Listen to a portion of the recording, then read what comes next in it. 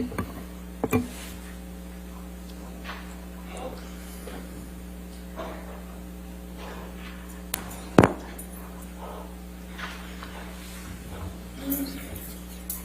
right. Thank you, ladies and gentlemen. You may be seated. All right, rebuttal arguments.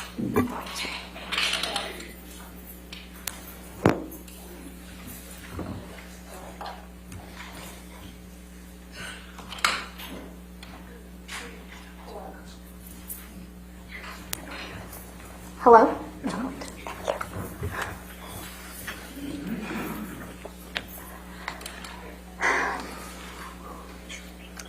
Good afternoon, ladies and gentlemen. Ms. Heard's counsel has mischaracterized the record multiple times, and Ms. Heard lied to you. They've mischaracterized the testimony of police officer Sines and Haddon, who explicitly testified that they saw no signs of injury and no property damage. They mischaracterized the testimony of Walter Hamada, who testified clearly that there was no impact on Ms. Heard's career at Aquaman 2 from anything said by Adam Waldman or Johnny Depp. And Ms. Heard's casting was delayed because of creative issues. They've mischaracterized the testimony of Detective Sadaga. They mischaracterized the testimony of Ronald Schell. You've been here. You've listened to the testimony. You know the record. Ms. Heard lied, and she lied again, and she kept lying.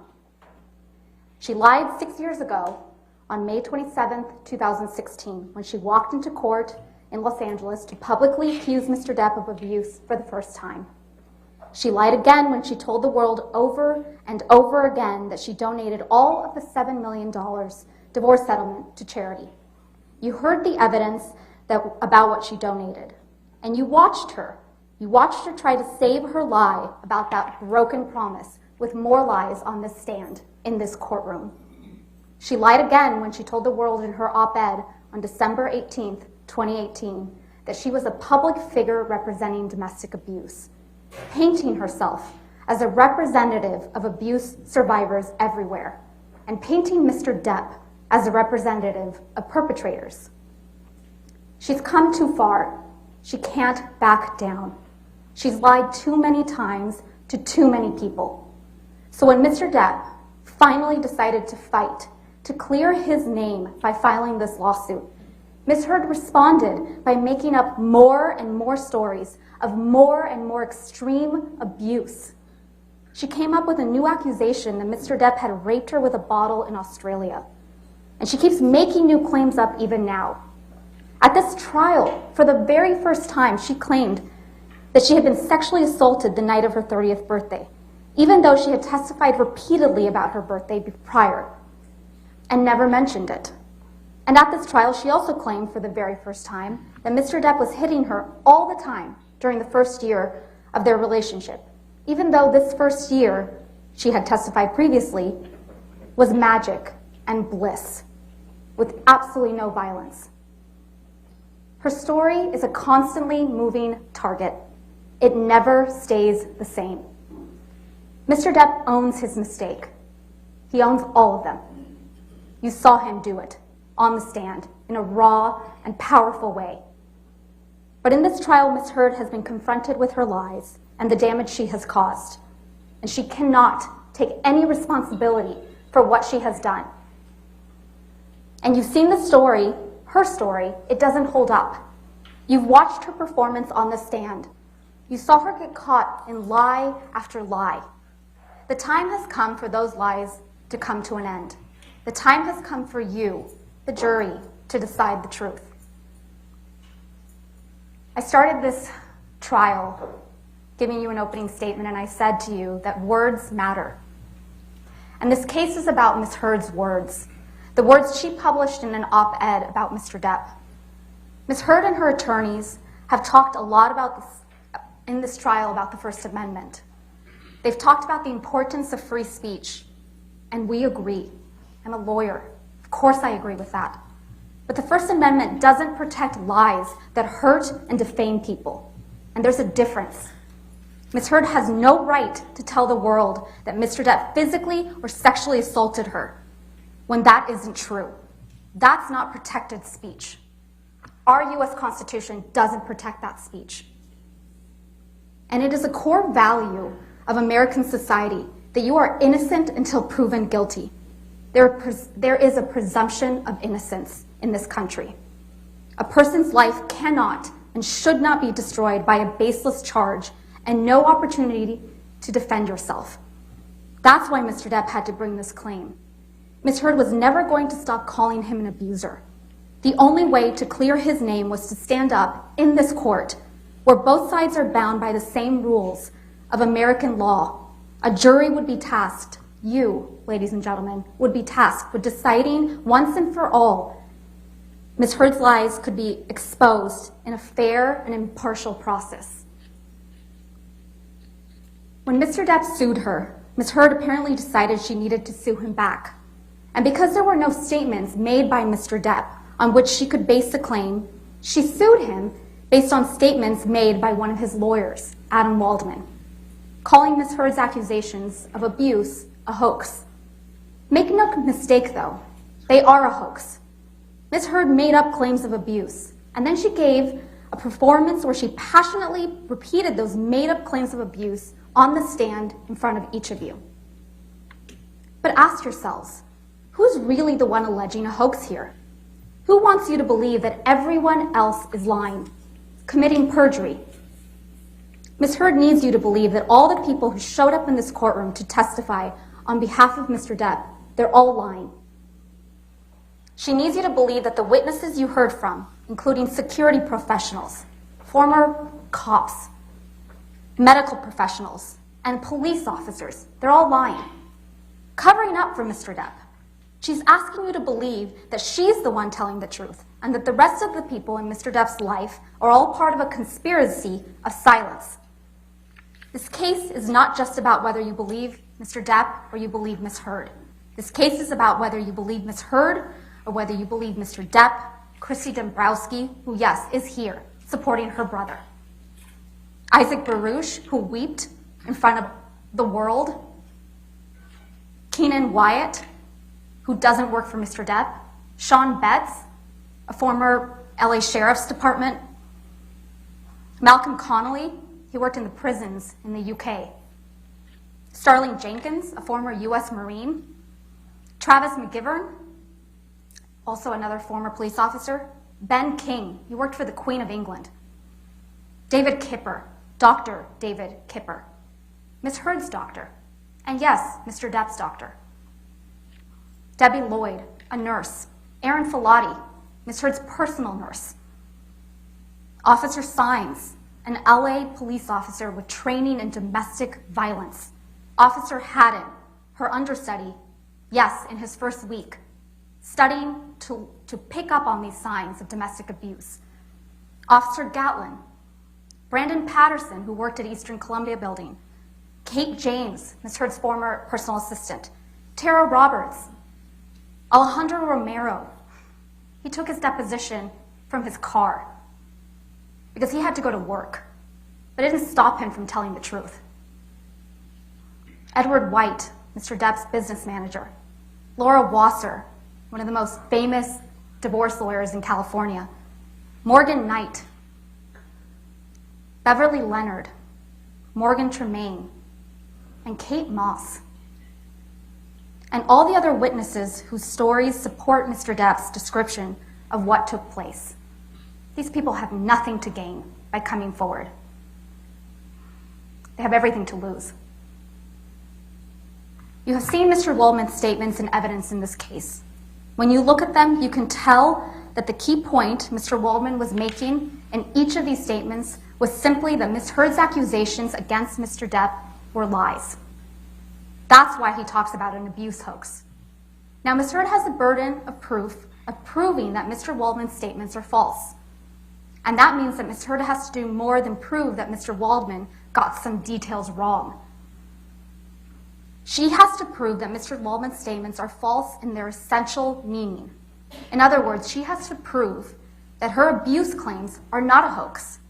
But as we've seen, the evidence is overwhelming that Ms. Heard's claims of abuse are false.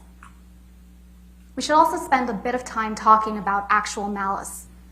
It is Ms. Heard's burden to prove that Mr. Waldman's statements were made with actual malice.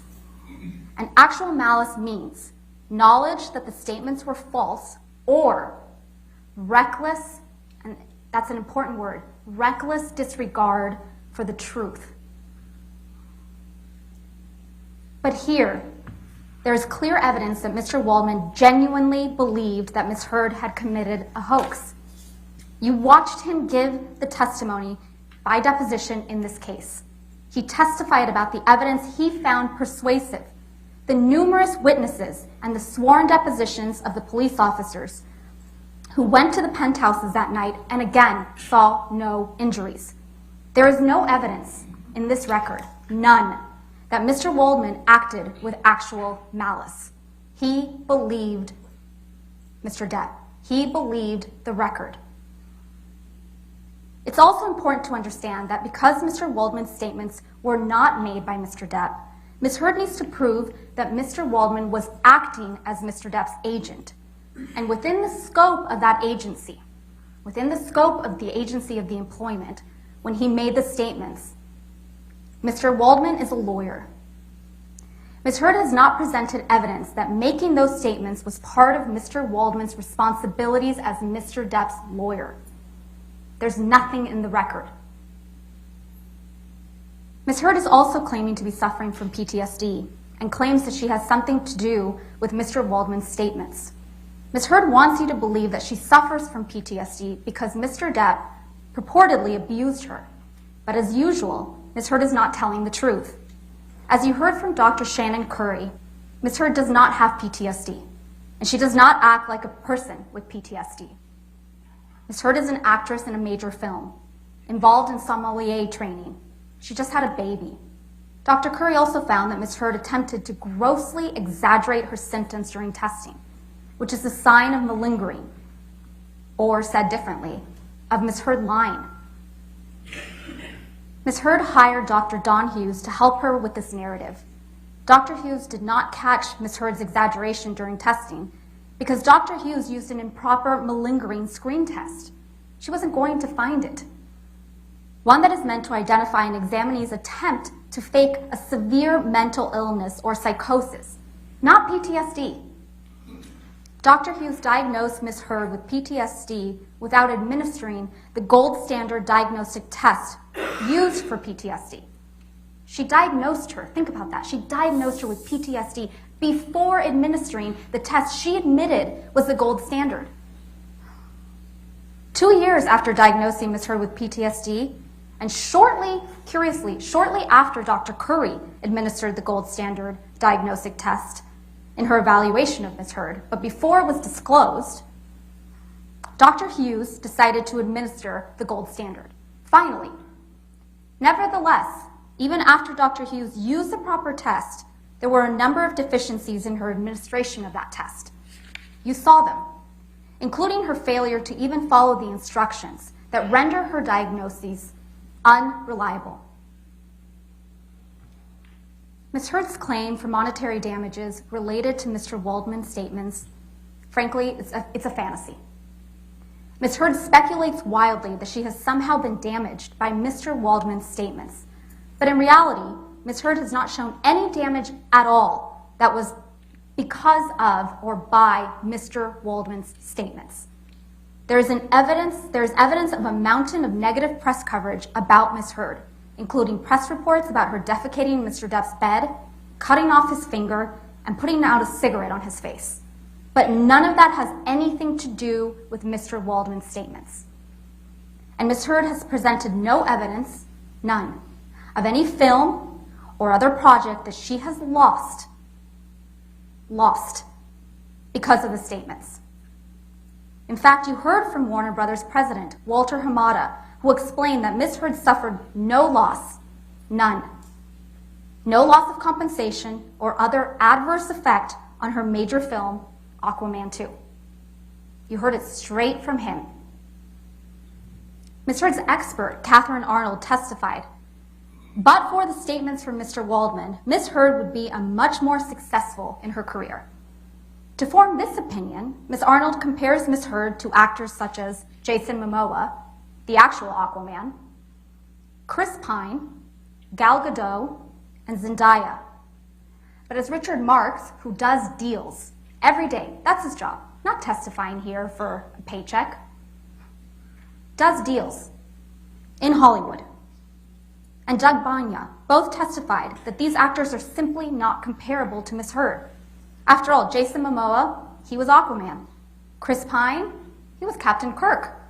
Gal Gadot, Wonder Woman. Zendaya, she's been acting since she was 13 years old on the Disney Channel. And she's in every single Spider-Man movie. Further, the Q scores of these actors are not at all comparable with Ms. Heard's Q scores. As Mr. Banya testified, Ms. Heard's rating was less compared to these actors, and all of Ms. Heard's Q scores ratings were less favorable than the average of all performers. As you heard from Michael Spindler, because Ms. Arnold relies on the salaries of these comparable actors to calculate Ms. Heard's damages, Ms. Heard's claim for damages makes no sense. There's no connection. Further, and more fatally for Ms. Heard's damages claim, is that there's no connection to the Waldman statements, to Mr. Waldman's statements. Even if you find damage to her career, you have to connect it to the defamatory statements. There is no connection. Mr. Banya testified that all the negative tweets that Ms. Heard has entered into evidence have no causal connection to the statements underlying Ms. Heard's counterclaims. Specifically, Ms. Heard's expert, Mr. Ron Schell, presented a flawed methodology that included picking out hashtags at random, including "Justice for Johnny Depp." What does that have to do with the Waldman statements? And counting accompanying tweets, even though it had nothing to do with Mr. Waldman. Ms. Heard's counterclaim is based on statements by Mr. Waldman, not Mr. Depp. Ms. Heard knows perfectly well that she hasn't suffered any damages from those statements, buried at the bottom of articles in a mere tabloid, the Daily Mail. And the statements are substantially true, since all they do really is point out that Ms. Heard's abuse allegations are false. Ms. Heard's counsel argued that Ms. Heard did not write the title of the online version of the op-ed, which stated, "I spoke up against sexual violence and faced our culture's wrath. That has to change." It does not matter whether or not Ms. Heard wrote the title. You will recall from the court's instructions this morning that what matters is whether Ms. Heard republished the defamatory language. That instruction states in part that you should find Ms. Heard republished this article if she, quote, retransmitted the defamatory material with the goal of achieving a new audience. Stated differently, republication occurs when the speaker has affirmatively, that's important, affirmatively reiterated the statement. Ms. Heard affirmatively reiterated the statement. She posted it on her Twitter. If we could please pull up Plaintiff's Exhibit 3.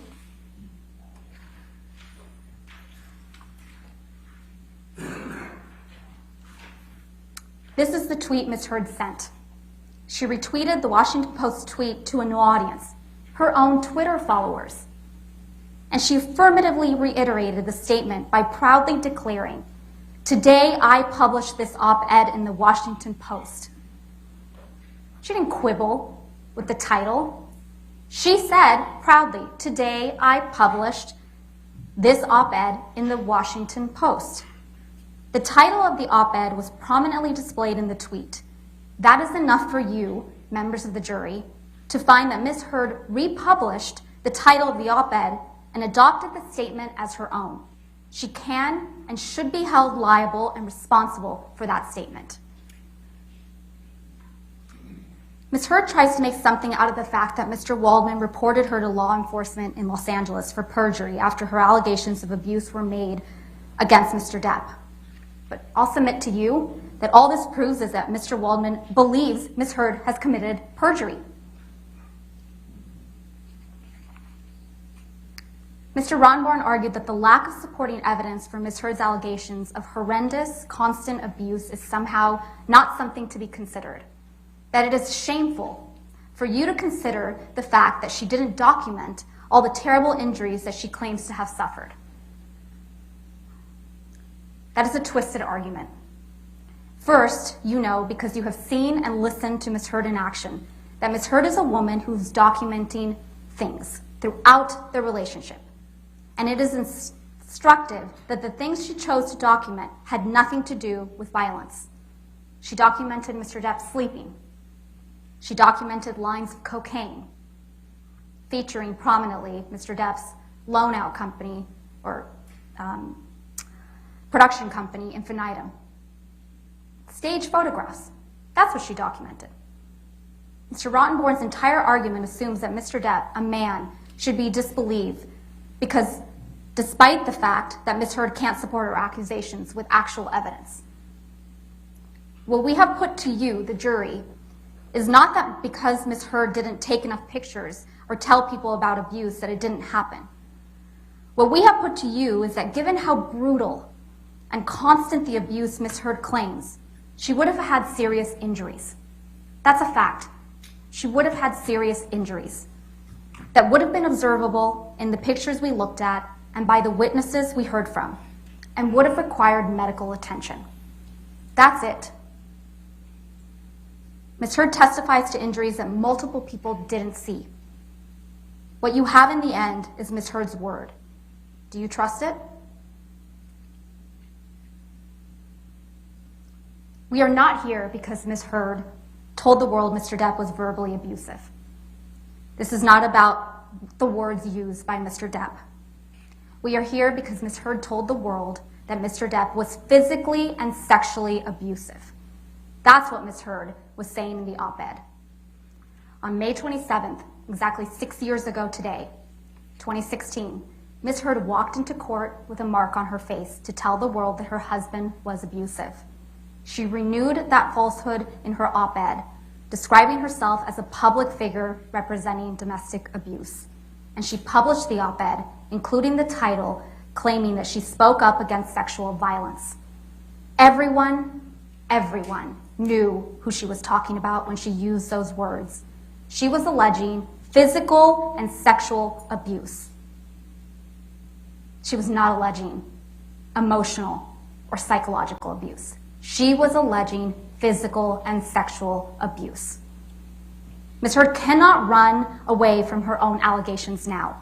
You have all heard the evidence of what she alleged against Mr. Depp in 2016, and you have all heard her incredibly dramatic, over-the-top story of physical and sexual abuse. That story was a defamatory lie. Ms. Heard tried to argue that you only need to find that Mr. Depp might have touched Ms. Heard once in order to find in her favor, because that makes her a victim of abuse. But common sense should tell you that you can't pick and choose Ms. Heard's allegations. You saw her on the stand. We all did. She gave the performance of her life, telling you story after story of abuse.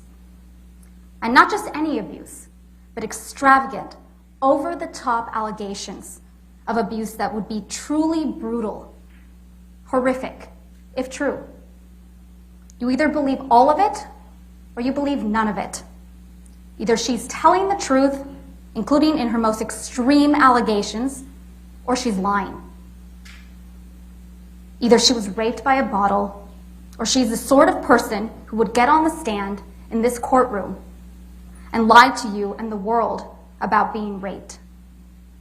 And if she would lie about that, what wouldn't she lie about? You can't find that Mr. Depp hit her once. Either he hit her countless times, or you can't believe a single word that comes out of her mouth. And what is the actual meaning of Ms. Heard's op-ed? That's an important question. It's not that Mr. Depp said a nasty word to her once. It's not that Mr. Depp might have hit her once. It's that she is a representative of domestic abuse. And by extension, Mr. Depp is a representative of abuse perpetrators. Words matter. Ms. Heard has shown you a lot of text messages from Mr. Depp with some very vivid language. As I told you at the start of this trial, Mr. Depp has a unique style of writing. He uses words I don't use, and you probably don't use either. But as you also heard during this trial, Mr. Depp writes in that way in part because he modeled his writings on literary giants like Hunter S. Thompson, and he's got a dark sense of humor. It's not everyone's cup of tea, but it's who he is. And Mr. Depp owns text messages. He acknowledges that he said those things, and he said things that he shouldn't have. But using bad language and colorful humor does not mean that you are a violent abuser. And ironically, as much as Ms. Heard is trying to use Mr. Depp's words against him, it is Ms. Heard who repeatedly admitted to violence. In her own words, you've heard the tapes. You've heard her admit to violence.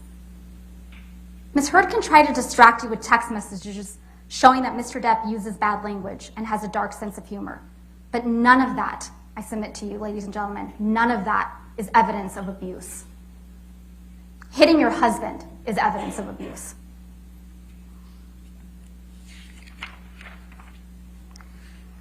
Mr. Ronborn talked about the burden of proof. Let's talk about that for a minute.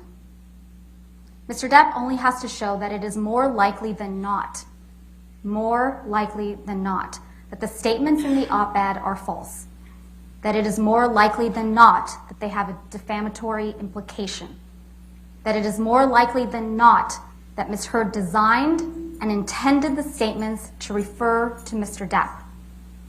And the evidence on these points is clear. Ms. Heard made these allegations 6 years ago today, May 27th, 2016. She went out of her way to make them public, tipping off TMZ. When she published the op-ed, she was reminding everyone in Hollywood and the world of her abuse claims. And those claims are a lie. Consider what the true purpose of the article. Mr. Ronborn said it was to promote legislative reforms. But what was it actually? The evidence shows it was to promote Ms. Heard. It was timed to be released at the same time as Aquaman on December 21st, 2018.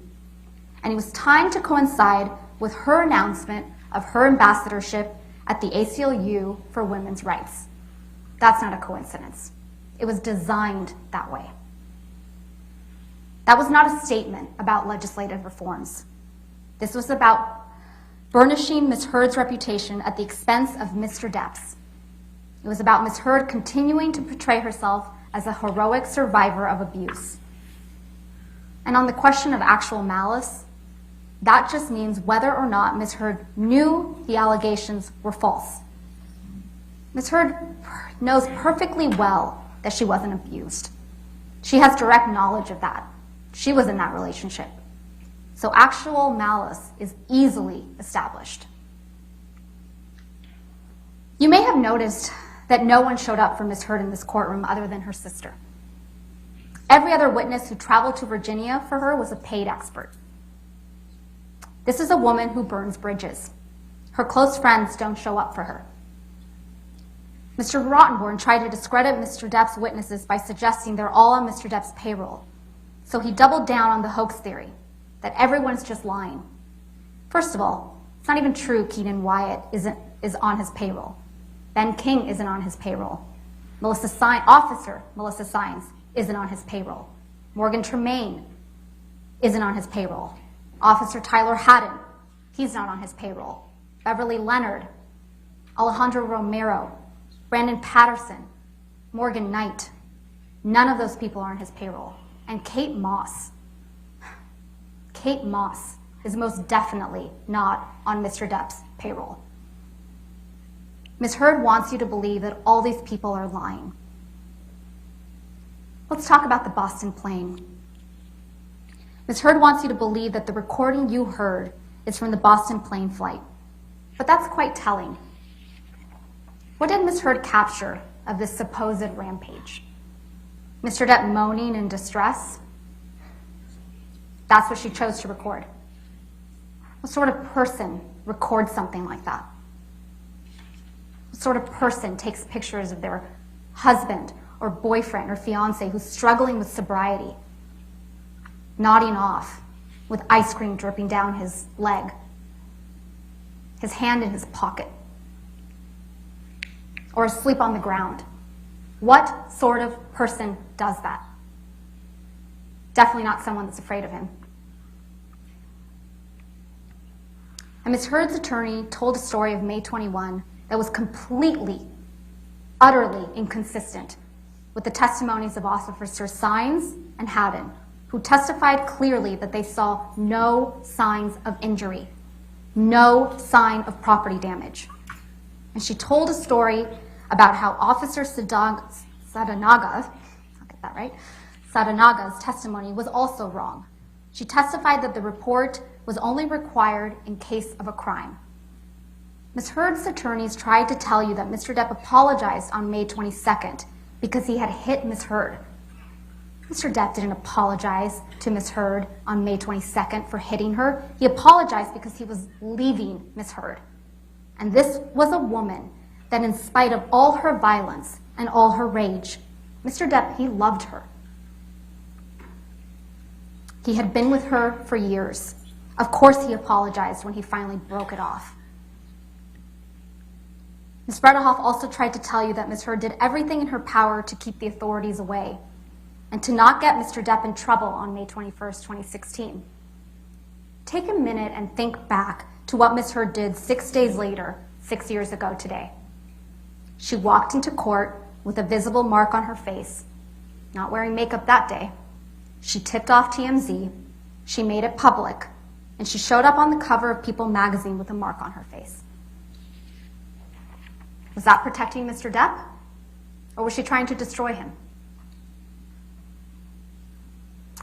Mr. Rottenborn asked you to consider why you're here. So why are you here? You're here because of a lie. And that was a lie that Ms. Heard repeated in the op-ed. At the start of this trial, we told you that this trial is about the evidence. The evidence overwhelmingly shows that Ms. Heard is an abuser and that she is a liar. She lied about Mr. Depp and took on the role of a lifetime as a public figure representing domestic abuse. What is her best evidence of that abuse? A video of Mr. Depp banging cabinets around, and text messages of Mr. Depp using bad words and dark, ugly humor, but never once admitting to abuse. Pictures of Mr. Depp sleeping. That's her best evidence. Ms. Heard herself, Ms. Heard held herself out to the world as a representative of abuse survivors everywhere, the face of the Me Too movement. This is not a Me Too situation. There are no Me Toos, just not me's. Ms. Heard does not deserve to be known as a representative of survivors of abuse, and Mr. Depp does not deserve to be known as a representative of perpetrators of abuse. That is what this case is about. It's not about money. It's about giving Mr. Depp his life back 6 years ago when she took it away. While you deliberate, ask yourselves why Mr. Depp would put himself through this. Expose every embarrassing detail of his life on national television. If he was guilty of anything that Ms. Heard accuses him of. We ask you, we implore you, to render a verdict for Mr. Depp.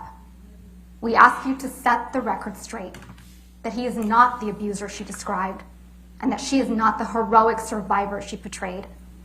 And we ask you to tell Ms. Heard that what she did was wrong. Thank you very much, ladies and gentlemen. Great. Thank you, ma'am. Rebuttal closing?